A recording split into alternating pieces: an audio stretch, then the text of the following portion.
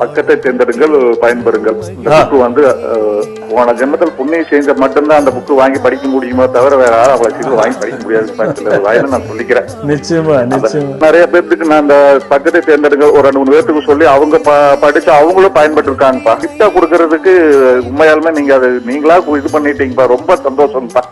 அது கொடுக்கலாமா வேண்டாமா அப்படின்னு செய்யலாமான்னு இருந்தா உண்மையாலுமே அதை நீங்களே சொல்லிட்டீங்கப்பா.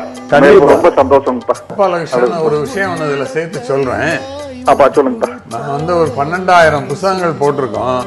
சரி, இப்படி ஒரு நகைப்பெட்டி மாதிரி செஞ்சு தங்கத்துல மின்ற மாதிரி ஒரு பெட்டியில புத்தகம் வைக்கிறது இதுதான் முதல்.